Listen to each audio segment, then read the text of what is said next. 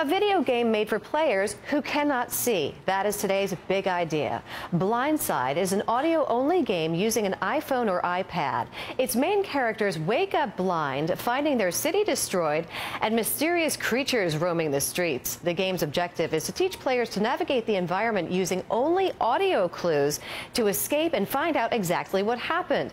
It gives players who can see a very unique experience in being blind while giving blind players an accessible game that they can enjoy.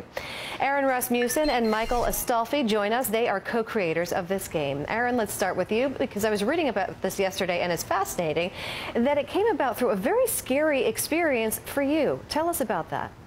Yeah, so in high school, I mixed potassium chlorate and red phosphorus and was in a very bad accident and actually was temporarily blinded for a while. And the game is about that experience in a lot of ways. So how did you come up with the, I understand that the idea was originally yours before you joined forces with Aaron? Yeah, so Michael and I developed the idea a lot, but originally it came from a script I'd written a couple years before he and I started on the game about a game that had no graphics and waking up blind and having the rest of the world be blind as well. Well, Michael, according to the Able Gamers Foundation, there are nearly 33 million gamers who have some kind of a disability, but that doesn't mean they don't want to play the game. So how do you cater to that kind of audience? And how did you create this idea along with your partner?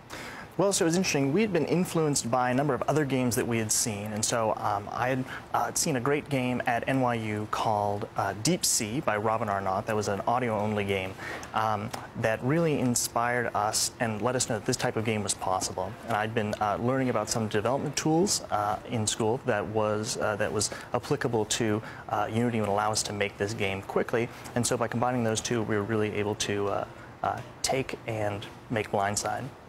I want to play a little bit of the audio game right now. Let's just take a listen to that very quickly, because I want viewers to see how it actually works. The window's to the right of the couch. You first. I don't even remember what it looks like. Go, go, go, go, go. I am.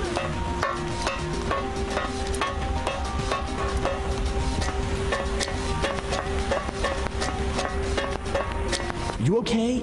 Everything in one piece? I think so. What was that? I don't know. We need to get help. So, Aaron, obviously, we're looking at a black screen, which is what all the players see. Blind players, obviously, and the people who can see have to close your eyes and sort of listen to this and make it work through sounds coming from different directions. Is that right? That's correct. You actually use the iPhone, and the gyroscopes in the iPhone allow you to turn and orient your body in the real world, and the virtual world rotates around you in your headphones. Michael, there have been some video games and hardware targeted to disabled gamers in the past. I know that, for example, Nintendo's NES hands-free video game controller goes all the way back to 1998, and the game Shades of Doom, the first shooter game for visually impaired gamers. How do we make more games that are targeted specifically for disabled gamers, especially those who are blind? What I think is really exciting right now is that as games become more DIY and the tools to make games get more and more into the hands of more people, people who've had personal experiences like Aaron's will be more empowered to make these games themselves that are about personal experiences and experiences they've had.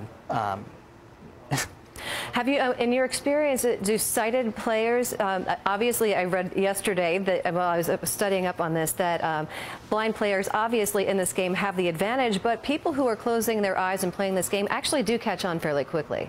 They do, yeah. So we tried very hard to make an identical gameplay experience with sighted and visually impaired gamers, which was challenging for us, but through the use of intuitive controls and a really helpful tutorial, we're able to get visually impaired players and sighted players playing the game on almost the same level. All right, Aaron Rasmussen and Michael Astolfi, thank you very much. And do you have a big idea that's making a difference? Tell us about it by tweeting us with the hashtag #What'sTheBigIdea or emailing us at the email address that you see right here on your screen.